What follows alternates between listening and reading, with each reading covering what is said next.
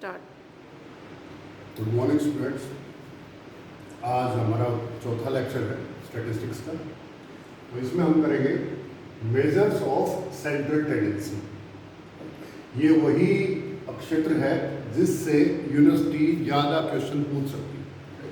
जब पिछले साल के आप ट्रेंड्स देखेंगे तो यहाँ से ज़रूर क्वेश्चन पूछा गया है, मेजर्स ऑफ सेंट्रल टेंडेंसी। क्या होता है ये मेजर्स ऑफ सेंट्रल टेंडेंसी?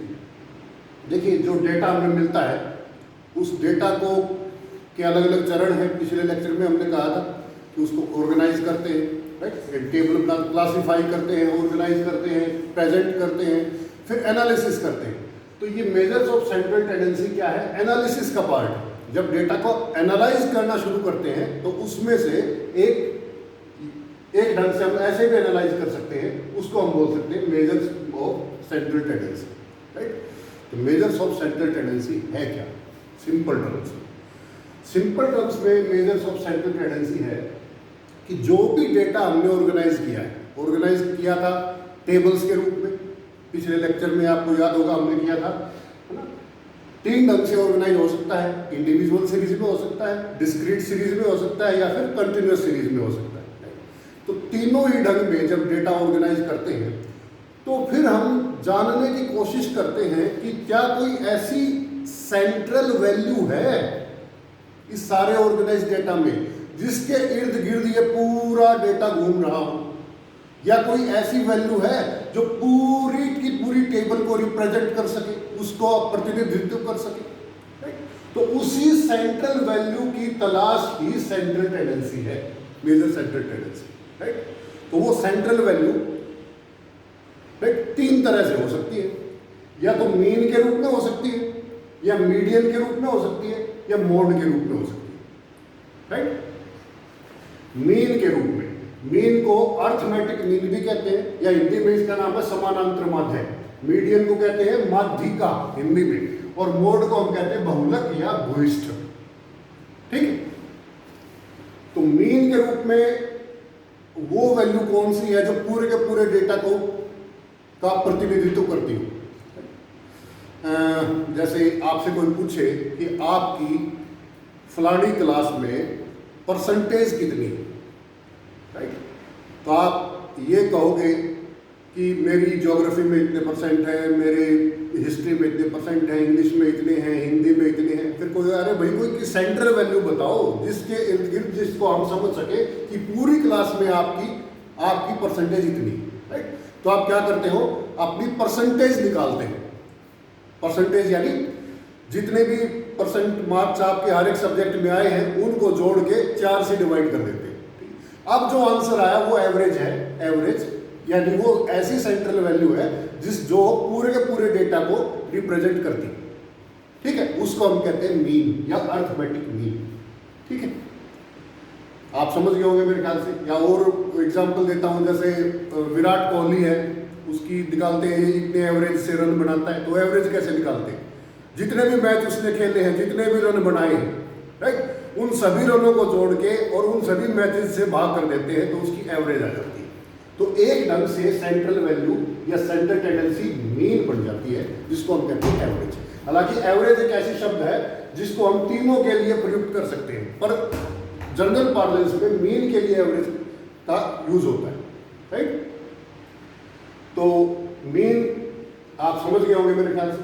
अब आते हैं मीडियन। मीडियन में क्या है? मीडियन वो वैल्यू होती है जो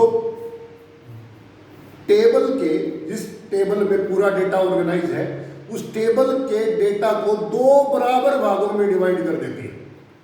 यानी वो वैल्यू जिसके ठीक ऊपर भी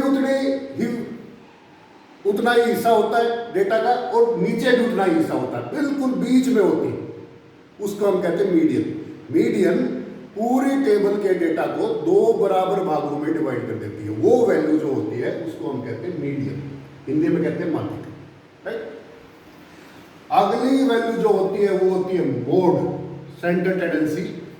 अगले जिस ढंग से हम देख सकते हैं, राइट, वो देख सकते हैं मोड के रूप में या बहुलक के रूप में।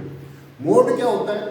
मोड होती है टेबल में सबसे ज्यादा रिपीटेड कौन सी वैल्यू है, यानी वो वैल्यू कौन सी है जो टेबल में सबसे ज्यादा जिसकी रिपीटेशन हुई है, राइट, उसको हम कहते हैं मोड, राइट, मोड। एग्जाम्पल दूं तो जैसे कहा जा सकता है कि भारत में जूतों का साइज, आदमियों के जूतों का साइज एवरेज तौर पे 7 है, यानी कि 7 नंबर का जूता एवरेज इंडियन को आता है। तो इसमें जो एवरेज जो शब्द यूज हुआ है वो मोड के लिए हुआ है। क्यों? कि जब सबके पैर के साइज देखे गए तो 7 नंबर के पैर वाले आदमी सबसे ज्यादा है, ठीक है, तो इसलिए उसको हम कहेंगे कि ये जो एवरेज है ये है मोड, ठीक। या दूसरा लड़कियों एग्जाम्पल है कि भारत की लड़कियों की एवरेज हाइट 5 फुट 2 इंच है, राइट, 5 फुट 2 इंच है। इसका क्या मतलब है? इसका मतलब ये है कि जब पूरी लड़कियां भारत की जब उनकी हाइट की काउंट हुई तो 5 फुट 2 इंच की लड़कियां जो है वो सबसे ज्यादा संख्या में, ठीक है। तो इस तरह से ये होता है मोड। तो ये एक जनरल ओवरव्यू था मीन मीडियन मोड का आपको समझाने के लिए।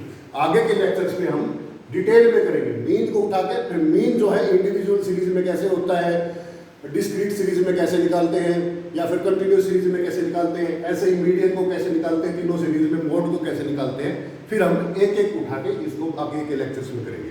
आज आप क्या करोगे? आज आप मेजर्स ऑफ सेंट्रल टेंडेंसी यानी मीन मीडियन मोड इनका एक ओवरव्यू ले लोगे, तीनों का ही ओवरव्यू पेज पलट के देख लोगे बुक से, राइट, और लास्ट ईयर के हर एक यूनिवर्सिटी के क्वेश्चंस देखोगे कि क्वेश्चंस किस ढंग से पूछे जा रहे हैं, ठीक है। तो क्वेश्चन यहां से आएंगे, मैंने आपको पहले भी बताया फिर बता रहा हूं कि क्वेश्चन जो है यहां से ही आएंगे, ठीक है।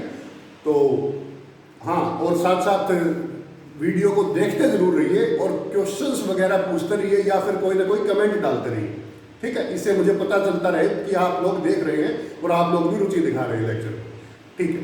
Thank you so much.